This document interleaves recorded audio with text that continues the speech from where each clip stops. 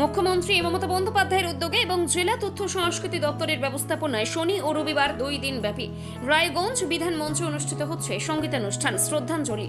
আজ প্রথম দিনের অনুষ্ঠানে প্রখ্যাত সুরকার ও সঙ্গীত শিল্পী শচীন দেব বর্মন, রাহুল দেব বর্মন এবং সুর সম্রাজ্ঞী লতা মঙ্গেশকরের প্রতি শ্রদ্ধা জ্ঞাপন করলেন বহিরাগত সঙ্গীত শিল্পীরা। অনুষ্ঠানে উপস্থিত ছিলেন পশ্চিমবঙ্গ সরকারের মন্ত্রী ইন্দ্রনীল সেল, জেলা সভাধিপতি পম্পা পাল, অতিরিক্ত জেলা শাসক মানস মণ্ডল, মহকুমা শাসক কিংসুক মাইতি, পৌর প্রশাসক সন্দীপ বিশ্বাস, উপপৌর প্রশাসক অরিন্দম সরকার সহ প্রমুখ। এদিনের অনুষ্ঠানকে ঘিরে সাধারণ মানুষের মধ্যে আগ্রহ ছিল তুঙ্গে। এটা রায়গঞ্জের জন্য সত্যি, রায়গঞ্জ তথা জেলার জন্য একটা সত্যি আনন্দের এবং গর্বের ব্যাপার যে রায়গঞ্জে এত বড় মাপের সরকারি রাজ্য সরকারের তৎপরতায় এরকম অনুষ্ঠান এই প্রথমবার। এবং আপনারা দেখছেন যে কিভাবে রায়গঞ্জ তথা জেলার মানুষ আজকে কাতারে কাতারে লাইন দিয়ে এই অনুষ্ঠানে আছেন এবং কানায় কানায় আজকে সভাপতি ছিল।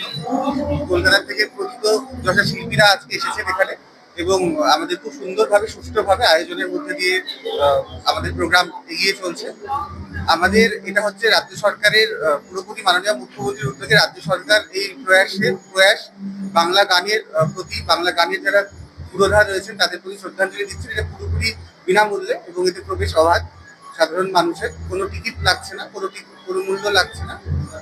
মানুষ কাতারে কাতারে এর জন্য পার্টিসিপেট করছেন এবং ভীষণ ভালো আমরা ফিডব্যাক পাচ্ছি।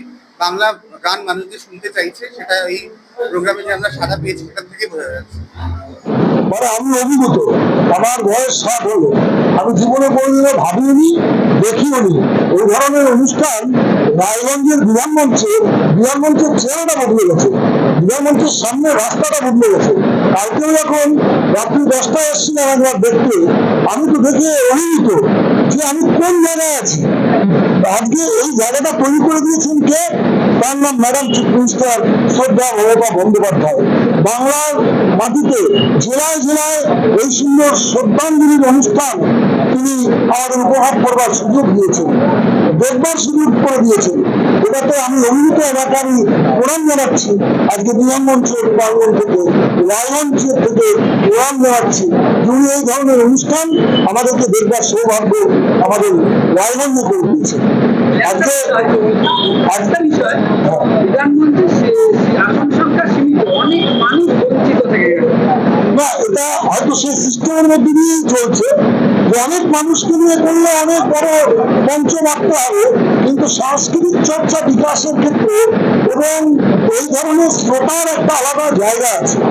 আপনি দেখবেন যেহেতু হিন্দি গানের কোনো আলোচনা চলছে না, এখানে শচীন দেব বর্মন, রাহুল দেব বর্মন এবং আজকে লতা মঙ্গেশকর জির প্রতি শ্রদ্ধাঞ্জলির অনুষ্ঠান হচ্ছে। ভালো লাগছে।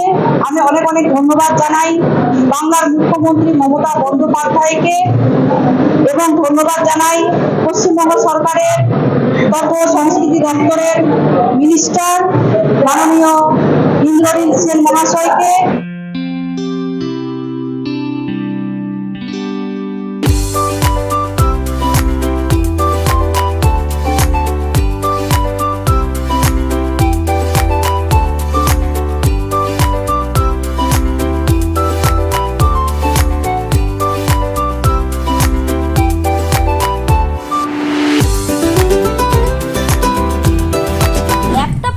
ছাত্রছাত্রীরা পেয়ে যেতে পারেন 1 কোটি টাকা পর্যন্ত স্কলারশিপ, 2 লক্ষ থেকে স্কলারশিপে টাকা পাওয়ার সুযোগ।